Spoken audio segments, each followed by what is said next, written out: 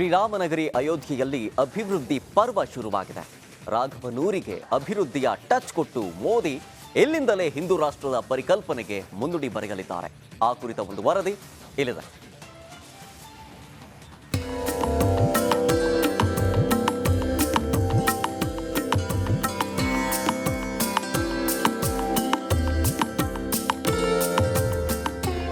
ಶ್ರೀರಾಮನಗರಿ ರಾಘವನ ಹುಟ್ಟೂರು, ಮರ್ಯಾದಾ ಪುರುಷೋತ್ತಮ ಆಡಳಿತ ನಡೆಸಿದ ಸಾಮ್ರಾಜ್ಯ ಅಯೋಧ್ಯೆ.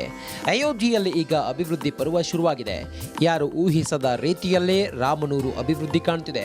ಕೋಟ್ಯಾಂತರ ಹಿಂದೂಗಳ ಕನಸು ನನಸಾಗುವ ಹೊತ್ತಿನಲ್ಲಿ ಪ್ರಧಾನಿ ಮೋದಿ ಅಯೋಧ್ಯೆಗೆ ಭೇಟಿ ನೀಡಲಿದ್ದಾರೆ.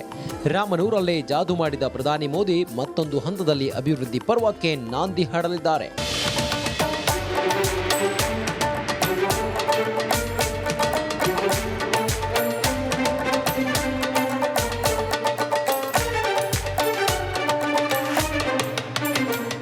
ಅಯೋಧ್ಯೆ ಕೋಟ್ಯಾಂತರ ರಾಮ ಭಕ್ತರ ಕನಸಿನ ತಾಣ. ನರೇಂದ್ರ ಮೋದಿ ಪ್ರಧಾನಿಯಾದ ಬಳಿಕ ಅಯೋಧ್ಯೆಯ ರೂಪವೇ ಬದಲಾಗಿ ಹೋಯಿತು. ತನ್ನ ಕನಸಿನ ರಾಮನೂರನ್ನ ಪ್ರಧಾನಿ ಮೋದಿ ಸ್ಥಾಪನೆ ಮಾಡುತ್ತಿದ್ದು, ರಾಮ ಮಂದಿರ ಉದ್ಘಾಟನೆಗೆ ದಿನಗಣನೆ ಆರಂಭವಾದ ಬೆನ್ನಲ್ಲೇ ಮತ್ತೆ ಅಯೋಧ್ಯೆಯಲ್ಲಿ ಮತ್ತಷ್ಟು ಅಭಿವೃದ್ಧಿಯನ್ನ ಮಾಡುವ ಪಣ ತೊಟ್ಟಿದ್ದಾರೆ.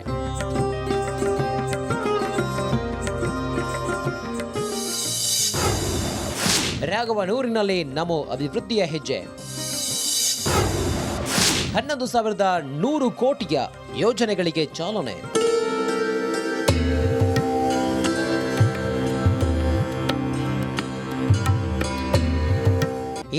ನಾಳೆ ಪ್ರಧಾನಿ ನರೇಂದ್ರ ಮೋದಿ ಅಯೋಧ್ಯೆಗೆ ಭೇಟಿ ಮಾಡ್ತಿದ್ದಾರೆ. ಮೋದಿ ಆಗಮಿಸುತ್ತಿರೋ ಹಿನ್ನೆಲೆಯಲ್ಲಿ ಅಯೋಧ್ಯೆ ಮಧುವಣಗಿತ್ತಿಯಂತೆ ಸಿಂಗಾರಗೊಂಡಿದೆ. ಇಡೀ ರಾಮನಗರಿ ಜಗರ್ಮಗಿಸ್ತಾ ಇದೆ.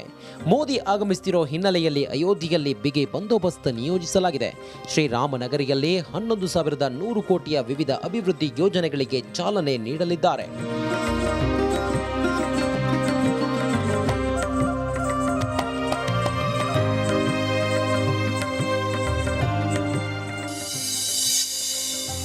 ನಮೋ ಅಯೋಧ್ಯೆ.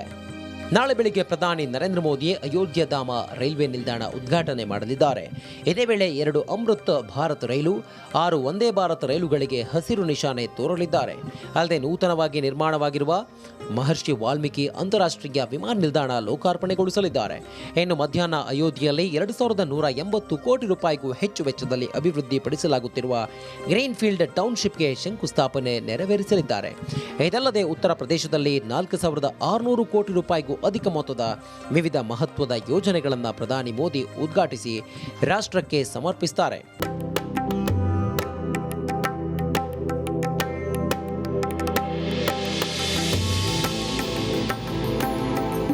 ಅಂದಾಗೆ ಮೋದಿ ಅಯೋಧ್ಯೆಗೆ ಬಂದಿಳಿದ ಮೇಲೆ ಸುಮಾರು 8 ಕಿಲೋಮೀಟರ್ ರೋಡ್ ಶೋ ನಡೆಸಲಿದ್ದಾರೆ.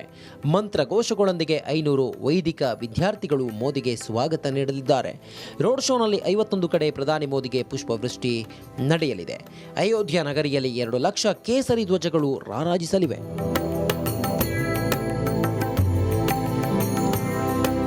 ಪ್ರಧಾನಿ ಮೋದಿ ಆಗಮಿಸುವ ಮೊದಲೇ ಯುಪಿ ಸಿಎಂ ಯೋಗಿ ಆದಿತ್ಯನಾಥ್ ಅಯೋಧ್ಯೆಗೆ ಭೇಟಿ ನೀಡಿದ್ದಾರೆ. ರೈಲ್ವೆ ಸ್ಟೇಷನ್, ಸಮಾವೇಶ ನಡೆಸುವ ಸ್ಥಳ ಪರಿಶೀಲನೆ ನಡೆಸಿದ್ದಾರೆ. ಒಟ್ನಲ್ಲಿ ಅಯೋಧ್ಯೆಯಲ್ಲಿ ಹಬ್ಬದ ವಾತಾವರಣ ನಿರ್ಮಾಣ ಆಗಿದೆ.